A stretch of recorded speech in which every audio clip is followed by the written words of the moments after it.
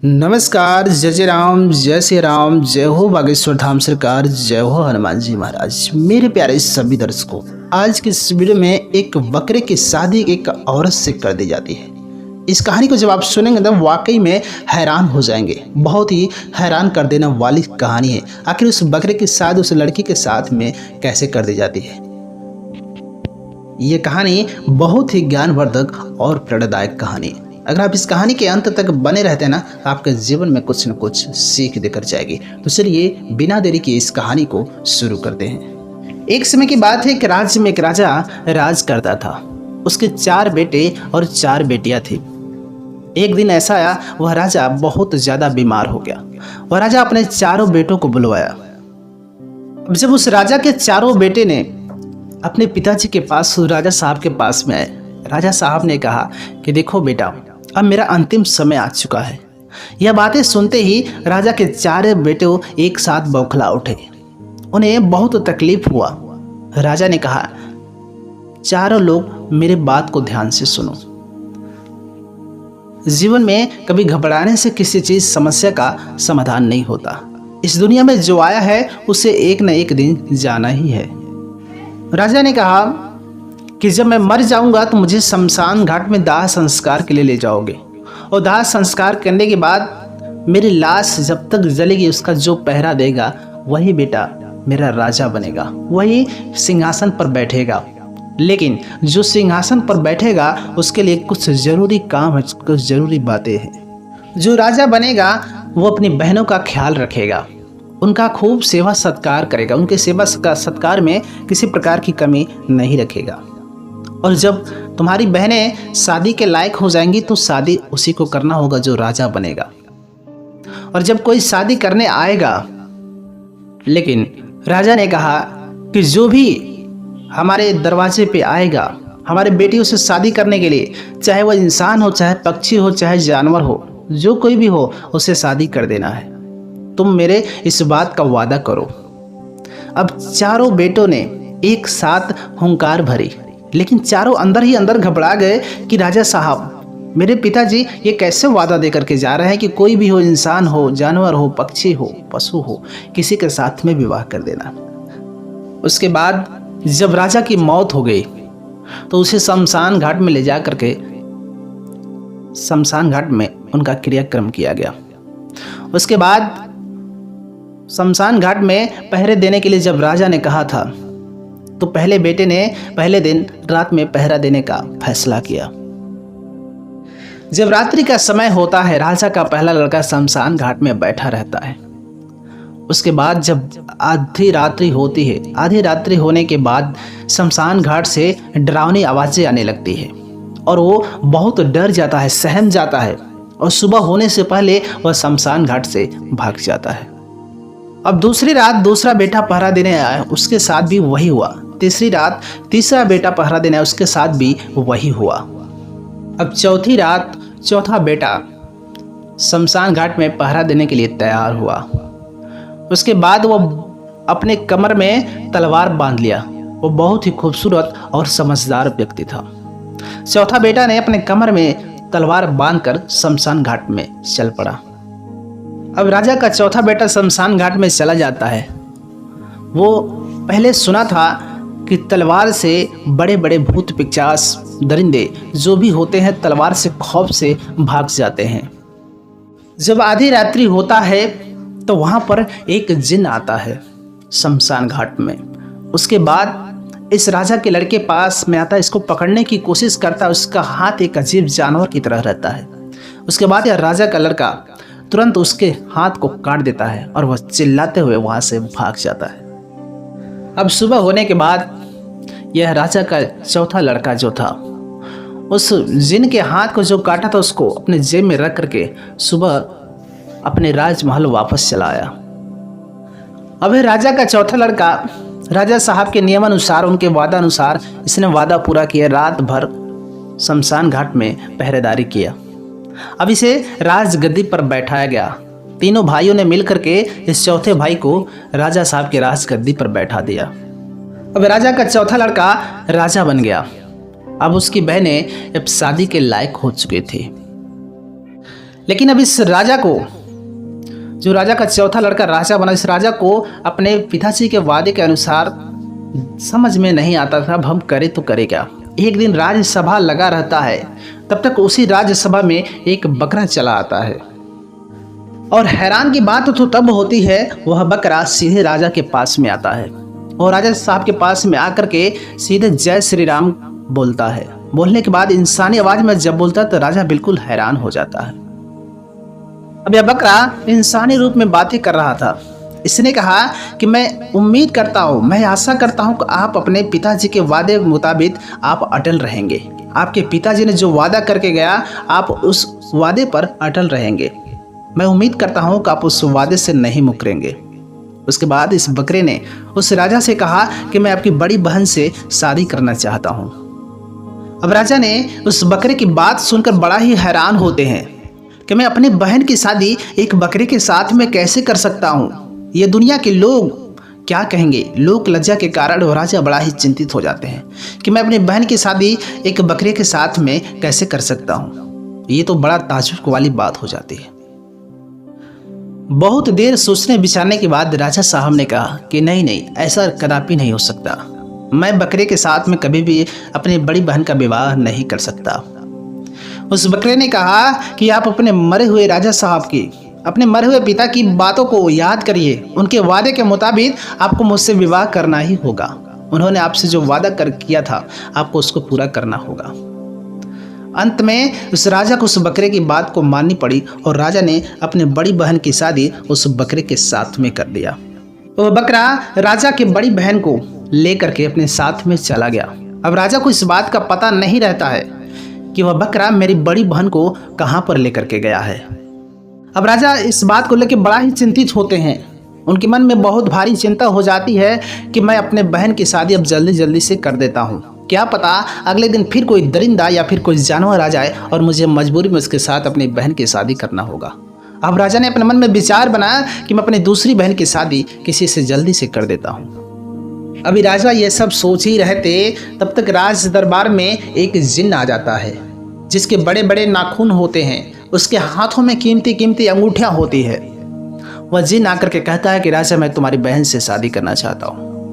अब राजा ने अपनी बहन की शादी उस जिन्न के साथ में कर दिया। वह जिन्न राजा की दूसरी बहन को लेकर के चला गया। अब राजा बड़ा ही चिंतित हो जाता है। दिन पे दिन अब चिंता बढ़ता चला जाता है कि मेरे बहनों का क्या होता होगा। मेरी बहनों को एक बकरा ले गया, एक जिन्न ले गया, ये क्या मेरे साथ हो रहा है। अब राज दरबार में सभी लोग बैठे हुए थे। राजा की चिंता देख करके राजा के मंत्रियों ने कहा कि राजा साहब अब आपको भी विवाह कर लेनी चाहिए। राजा ने कहा बात तो ठीक है, लेकिन मेरे मुताबिक लड़की कहाँ मिलेगी जो खूबसूरत भी होनी चाहिए, समझदार भी होनी चाहिए, होशियार भी होनी चाहिए, उसे समझ ना समझ का फर्क भी होना चाहिए। ऐसी लड़की मुझे कहाँ पर मिलेगी। इस पर मंत्रियों ने कहा कि राजा साहब हम आपके लिए एक लड़की की तलाश करेंगे। उस राजमहल से दूर पहाड़ियों की चोटी पर एक छोटा सा राजमहल था। वहां पर एक राजकुमारी रहते थे। उस राजकुमारी के माँ बाप मर चुके थे। उसका राजपाट जो है मंत्रियों ने संभाल रखा था। उस राजकुमारी के घर में एक शीशा भी था। राजकुमारी ने अपने दाइयों से कहा कि दाई मैं राजमहल में रह रह के तंग आ चुकी हूँ, मैं बाहर की दुनिया देखना चाहती हूँ। अब राजमहल की जो दाइयाँ थी वो राजकुमारी को अपने बेटी की तरह मानते थे। राजकुमारी के माँ बाप मर चुके थे तो उस राजमहल की दाई उनको अपनी बेटी की तरह मानते थे। उन्होंने सोचा कि चलो राजमहल को तो मंत्रियों ने संभाल रखा है, क्यों ना इस राजकुमारी को बाहर की दुनिया दिखाती जाए। दाई ने कहा राजकुमारी जी आपको कहाँ जाना है, मैं आपके लिए जान भी न्यौछावर कर दूंगी, क्योंकि वह दाई इस राजकुमारी को बेटी की तरह मानती थी। राजकुमारी ने कहा मुझे भगवान के दर्शन करने हैं, भगवान के मंदिर जाना है। राजकुमारी ने कहा कि मेरे साथ कोई नहीं जाएगा, मैं मंदिर अकेले जाऊंगी पूजा पाठ करने, भगवान के दर्शन करने। दाई ने कहा कि ठीक है, रास्ते में डाकुओं का पहरा होता है, इसलिए हमें 2 नौकरों को साथ में ले जाना चाहिए। दाई और 2 नौकर और रानी भगवान का पूजा पाठ करने के लिए वहां से दूर पहाड़ी पर एक मंदिर था जहां पर चल पड़े। अब इधर ये जो राजा था जिसकी 4 बहनें थी। राजा भी भगवान के दर्शन करने के लिए उत्सुक था। अपने मंत्रियों से कहने लगा कि मुझे उस मंदिर में दर्शन करने जाना है। मंत्रियों ने कहा कि ठीक है, अपना काफिला तैयार करते हैं और चलते हैं। राजा ने कहा कि नहीं, काफिला नहीं तैयार करना है, बस हम अकेले उस भगवान के दर्शन करने चलेंगे। उसके बाद वो राजा और मंत्री मिल करके भगवान के दर्शन करने निकल पड़ते हैं। अब इधर राजकुमारी और इधर ये राजा दोनों भगवान के दर्शन करने निकल पड़े और इधर रास्ते में इन दोनों की मुलाकात हो गई। अब राजकुमारी के नौकरों ने कहा कि हम भगवान के दर्शन करने मंदिर पर उस पहाड़ी वाले माता के पास जा रहे हैं। राजा ने कहा कि चलो हम भी इन्हीं के साथ में चलते हैं, हम भी उस पहाड़ी वाली माता का दर्शन करने जा रहे हैं और इस तरह हम लोग डाकुओं के पहरे से भी बच जाएंगे। पहाड़ी पे जो डाकू रहते हैं उन डाकू से भी बच जाएंगे और हम लोग एक साथ माता रानी के दर्शन भी कर लेंगे। अब राजकुमारी के नौकरों ने राजकुमारी से आकर के कहा कि वह राजा हैं और वो हमेशा माता रानी के दर्शन करने जाते हो, हमारे साथ में जाने की इच्छा जता रहे हैं। राजकुमारी ने अपने साथ में जाने के लिए इजाज़त दे दी। अब सब लोग मिलकर एक साथ माता रानी के दर्शन करने के लिए इस पहाड़ी पर चल पड़े। अब इधर राजा और वह राजकुमारी और नौकर और मंत्री सब लोग एक साथ मिल करके माता रानी के दर्शन के लिए निकल पड़ते हैं। राजा आगे आगे चलते हैं, रानी पीछे रहती हैं और रानी के अगल बगल 2 नौकर रहते हैं, जिस वजह से रानी का चेहरा राजा नहीं देख पाते हैं। रानी उस राजा का चेहरा देख लेते हैं लेकिन राजा उस रानी का चेहरा राजकुमारी का नहीं देख पाते हैं। वह लोग धीरे धीरे करके उस माता रानी के दर्शन करने पहुंच जाते हैं और वहां पर सब लोग माता रानी के दर्शन करते हैं, माता रानी की पूजा पाठ करते हैं। और वहां जाने के बाद वह राजा ने उस राजकुमारी का चेहरा देख लिया।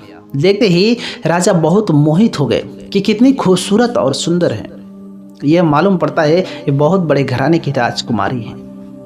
वह राजा देखते ही उस राजकुमारी को मोहित हो जाते हैं। अब राजा ने अपने मन में ठान लिया कि मैं इसी राजकुमारी से विवाह करूंगा। उसके बाद शाम होते ही राजा ने अपने मंत्री से कहा कि पता करो उस राजकुमारी का विवाह हुआ है कि नहीं, मैं उसी से विवाह करूंगा। अब राजा ने अपने मंत्री से कहा कि उस जो दाई है उससे पूछो कि वह लोग कहाँ के हैं, कहाँ से आए हैं, उनका क्या नाम है।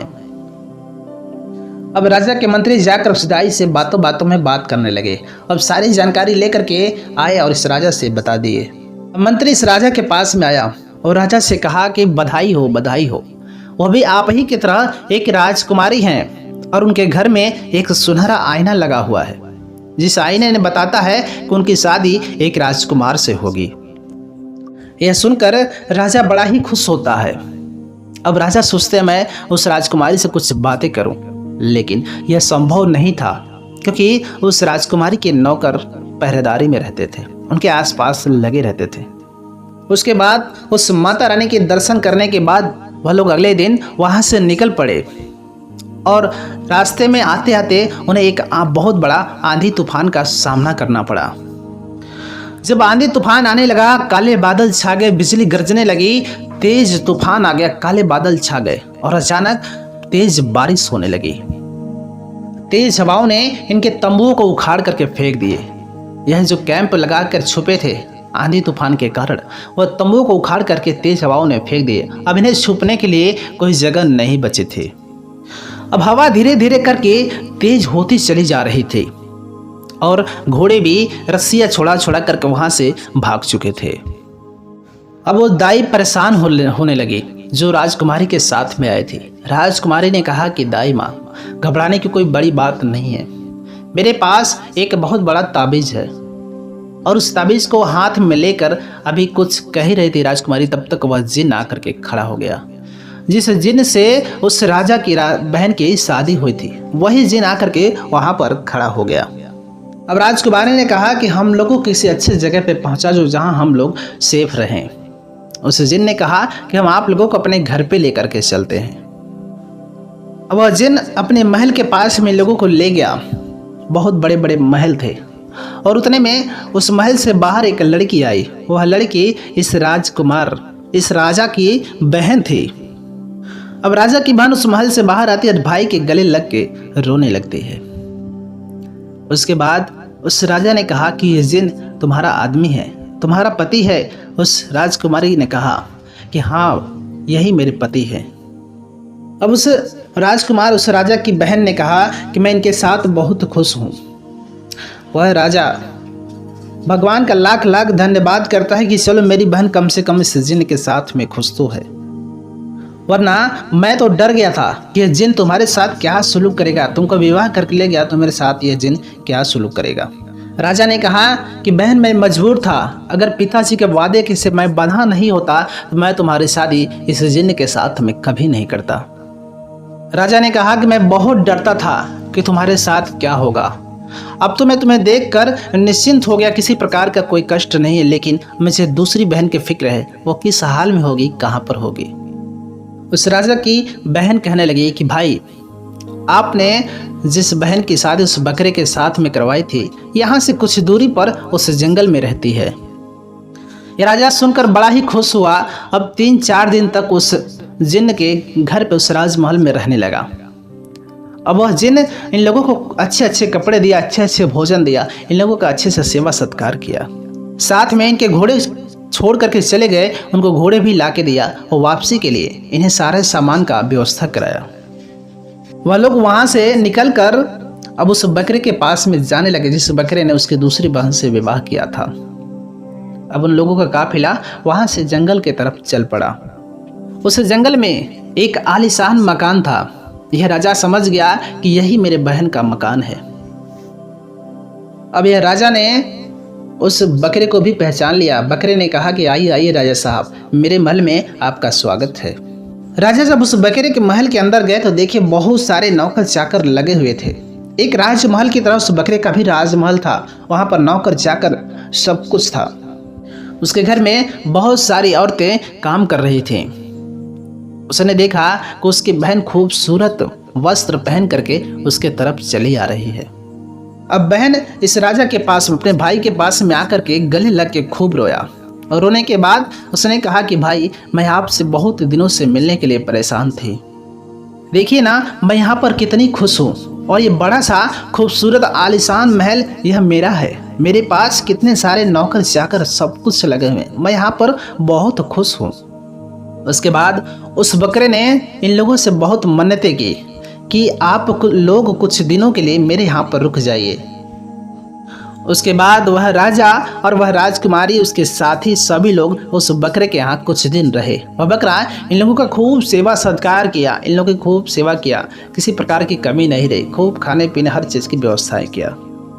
अब यह राजा वहीं पर उस राजकुमारी से अपने दिल की बात कह दी और वह राजकुमारी भी इस राजा को पसंद करने लगी थी।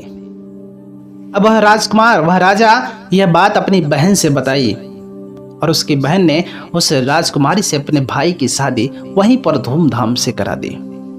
अब शादी के बाद वह लोग कुछ दिन वहां पर रहे, उसके बाद वहां से जाने लगे।